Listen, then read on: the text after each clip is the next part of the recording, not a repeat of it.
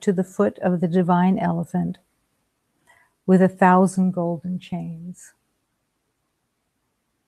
Now begin to rain truth and compassion upon all your tender, wounded cells, and realize the profound absurdity of thinking that you could ever go anywhere or do anything of reality without God's will. The absurdity. Sometimes, many times actually, in learning and in teaching,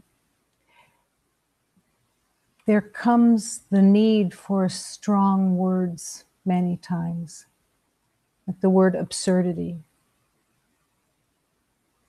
insanity,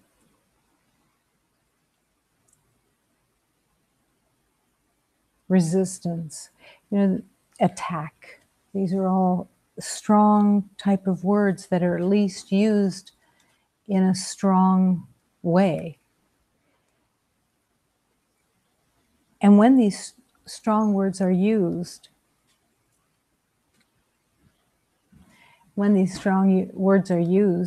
they're used very purposefully. They don't come glibly. They're meant to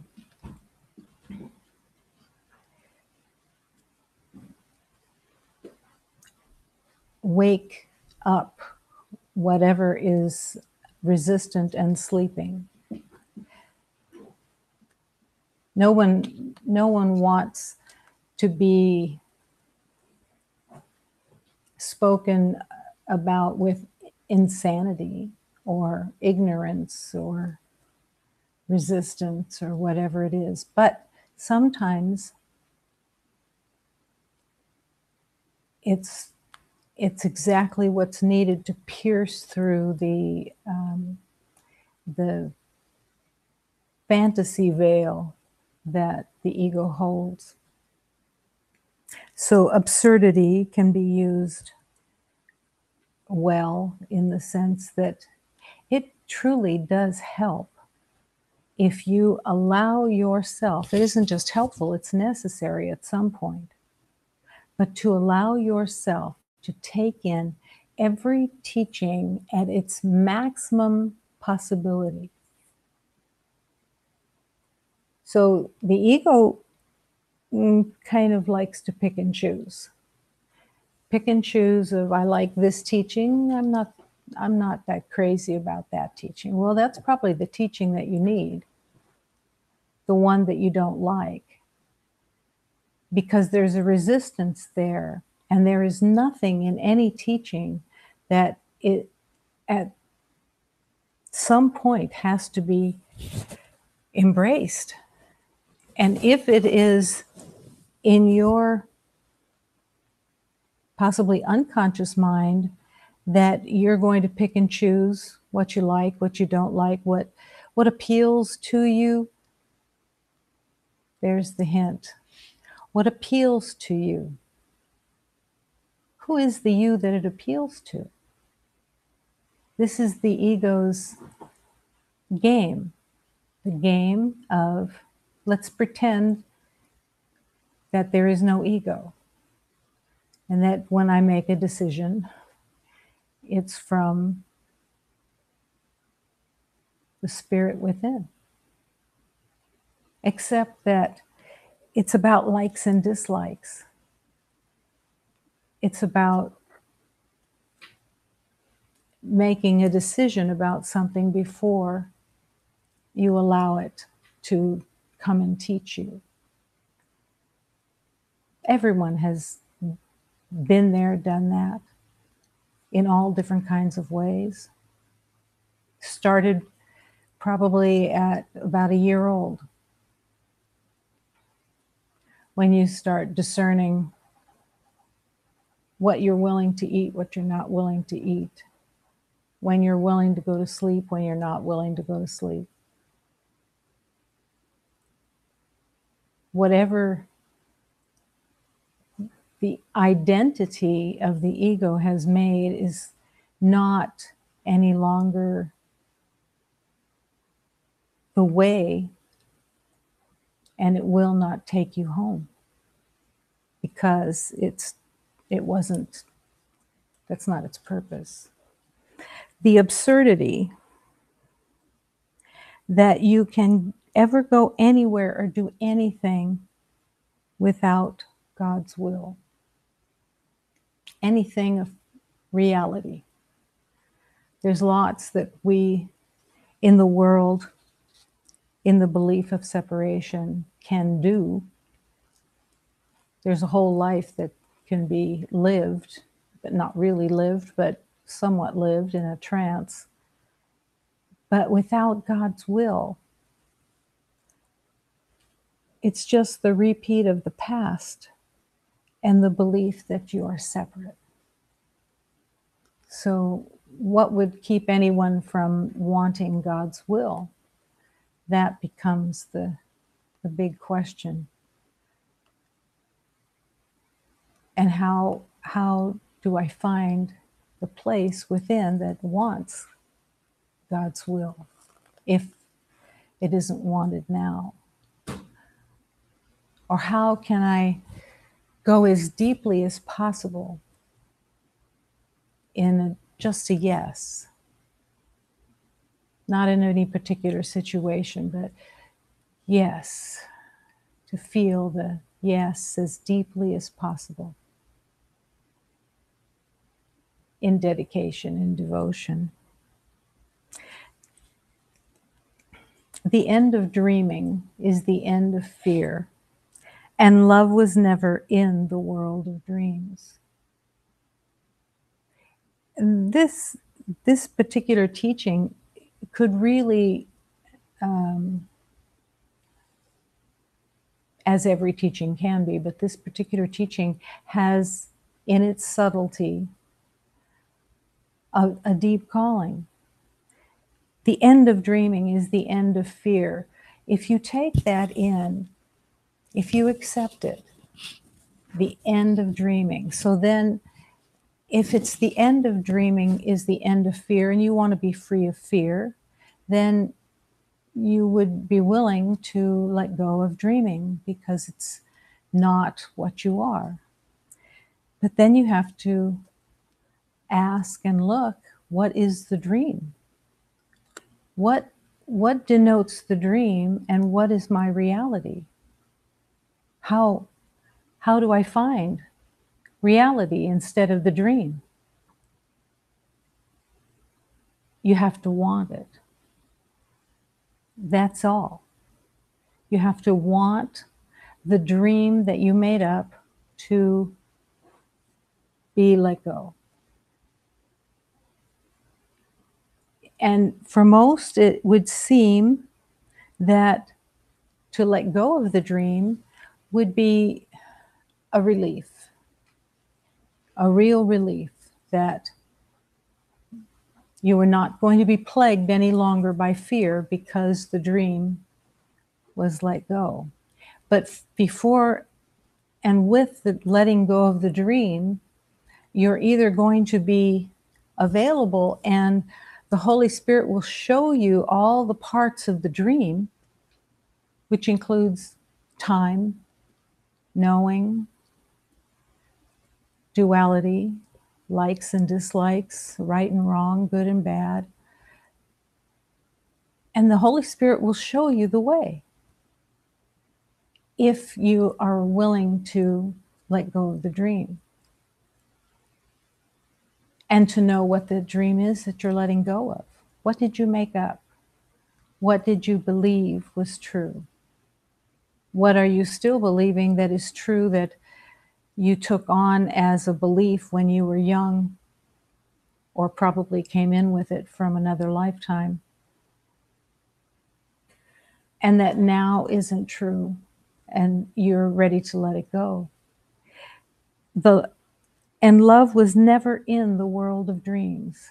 So the first element that the ego is going to speak to it, as you say yes to letting go, the ego is going to say, you're going to be without all the love that you've had in the past.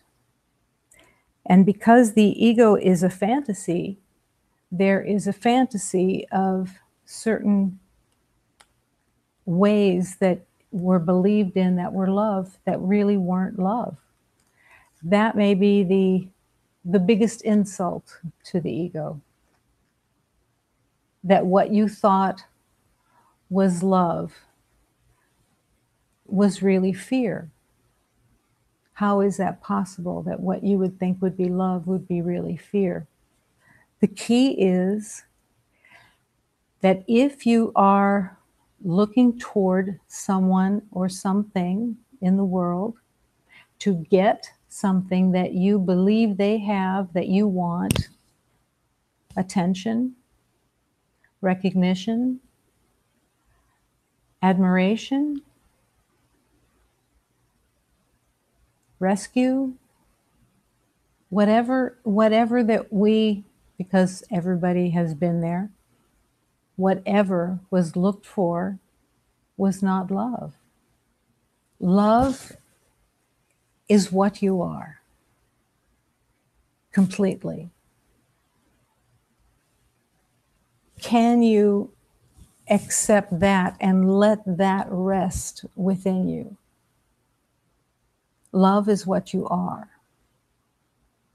Not what you made up, but what you have always been, the spirit of love.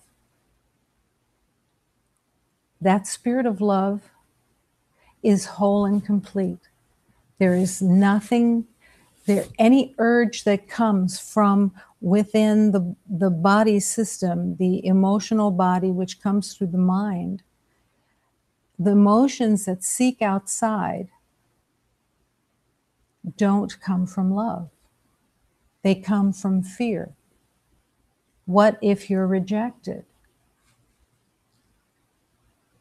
As most have been. What if every beloved cannot give you what you're looking for from outside? And you keep trying. You keep reinventing yourself in some way, sometimes unconsciously, sometimes consciously. But it's the intention of the reinvention that produces more of the same belief that you are not worthy of love, because you're seeking love, you're trying to get it, when all the time it's already within. And when you seek it, no one can provide what you're actually seeking. No one, no situation, and no other being can give it to you.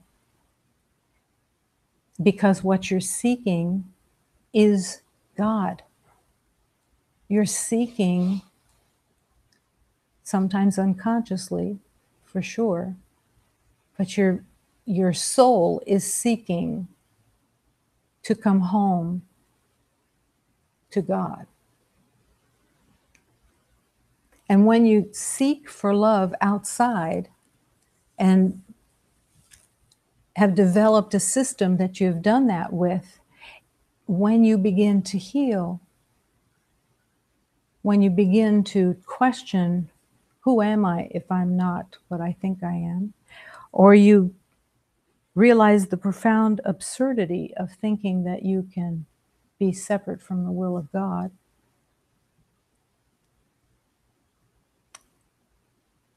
But the essence of your being is already within, and you haven't discovered it yet. Glimpses, yeah. But how long do you have to wait for that meeting within? It's all self-motivated. And that's where the time comes into it, because the ego's manipulation, so that you are always looking at shiny objects that get in the way, problems, situations, but all the way through that, it's not that problems or flat tires don't happen or windows break or you get the flu or whatever it happens to be, but it's not who you are. The outside form of the flat tire, whatever it is the illusion of the form itself. It's not who you are. Your divine spirit is love, and God is love. But when you look out into the world with the idea that there is separation, which is not from God, you end up seeing separation again and again and again. And you want to rectify that's belief in separation by getting from the outside. If it can't be another person, it becomes material objects or success, accomplishments. It's all from the outside, trying to fill that place within that is already full, and you're not aware. It's empty. You feel separate. You feel without.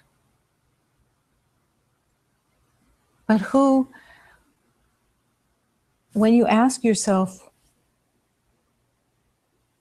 where was I really? Where was my reality in the life that I've walked? When you ask that question, where is my reality? You find that whatever identity you made, it doesn't resemble you at all. There is a place within you that is the light of compassion.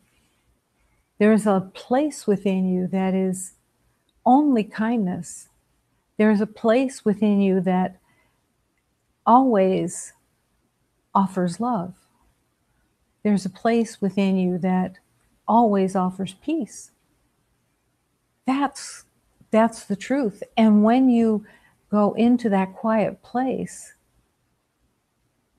into the closet with God, into this deep communication through chanting, through prayers, through meditation, through that quiet place, you touch into that compassion. You can touch into the kindness, the honesty, the patience, gentleness, the truth. And then you realize more and more that this outside identity that is always in reaction and always has impulse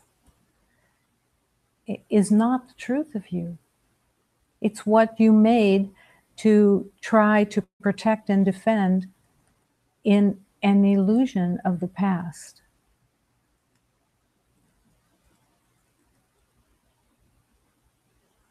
What the ego does for a long time is compromise. It wants to keep certain parts of the ego and wants other things, only the pain to be healed. Here's a cartoon that I loved from the moment that I saw it was, "Dear God, I want to be free of everything, but I don't want my life to change." That was my motto, at least for a minute. But you do want your life to change.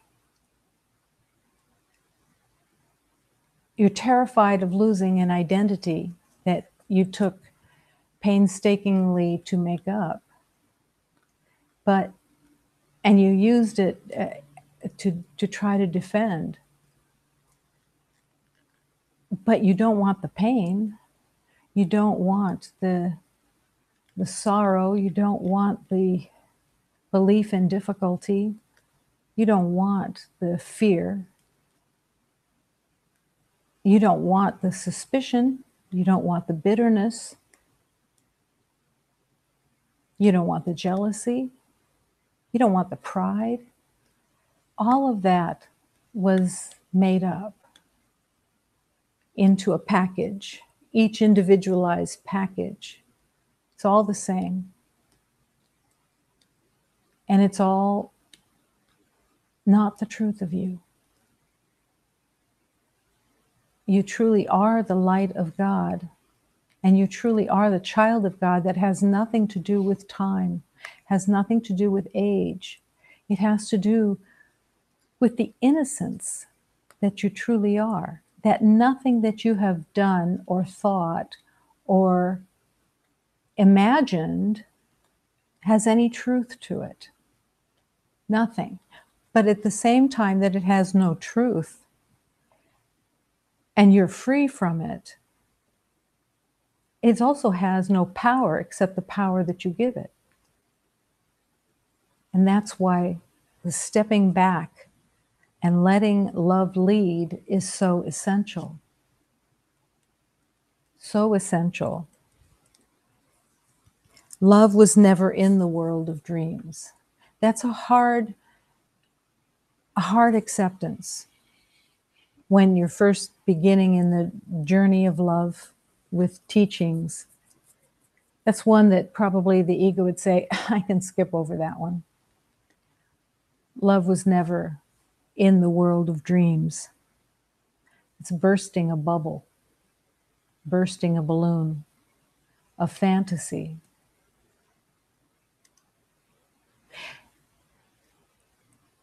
I was shown that when most beloveds begin in the spiritual journey, no matter what the teaching is that they follow, it's usually some form of written teaching or one that's vocal.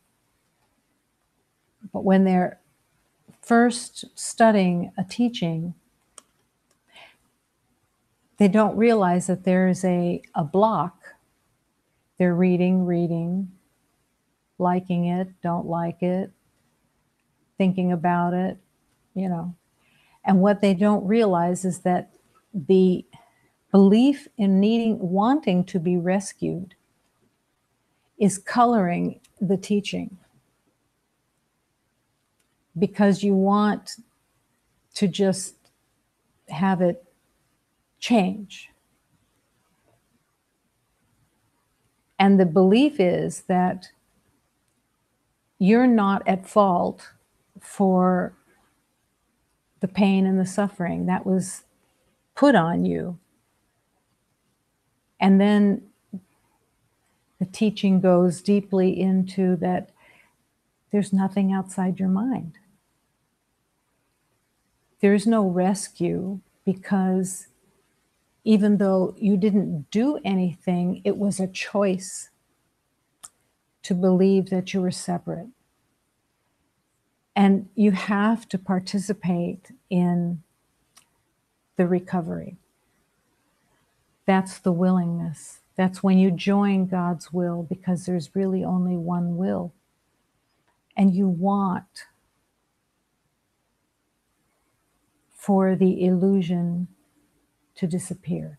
You want to be free of the illusion.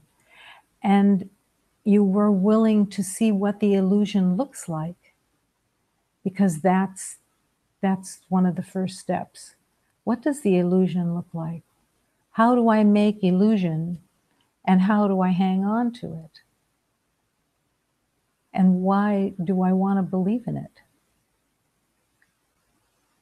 It's always the choice. But if you don't know what the illusion is, then how can you choose? If you believe that your success in the world is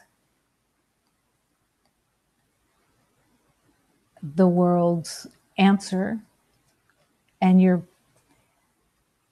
holding on to making sure that you have a lot of success, it's your fear that's running your intention.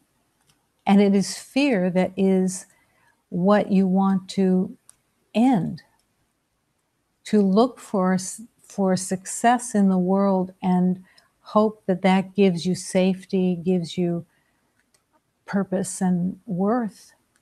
It can't. It can't. But again, you're already the entire truth of God. You are perfect and whole as the child of God. But that's what the ego looks like. The ego looks like trying to get. The ego looks like there's something outside you, be it others that you give roles to, that you put in certain pockets that they need to stay there. No, you don't know who they are. Let them all into the light so that you can hold them in the reality of love. And then you can see yourself more clearly as you learn to hold everyone in love. Then you are bringing love to the moment. And you are closer to healing in the moment.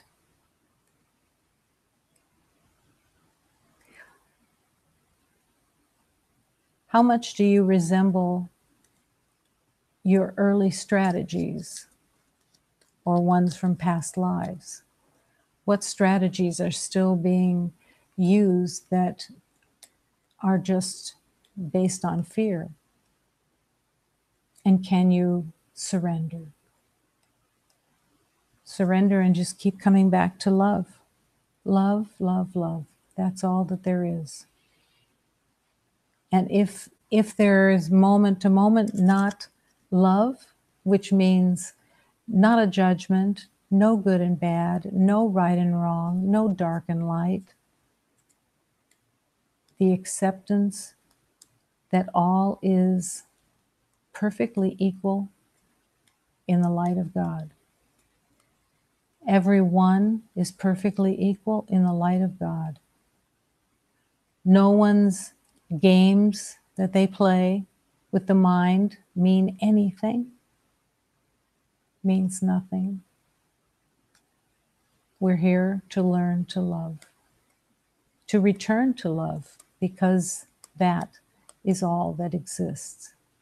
Can you take the truth of love, the perfection of love, the beauty of love, the kindness of love, and can you bring that love to every beloved of the past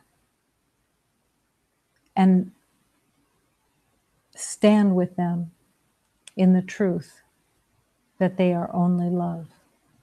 They haven't remembered, but you're remembering for them. That is how the heart heals, is by embracing all beloveds that were given roles and given sins, given judgments. Let them all go. Set them all free as you set yourself free with God through God's will. Only love, only truth.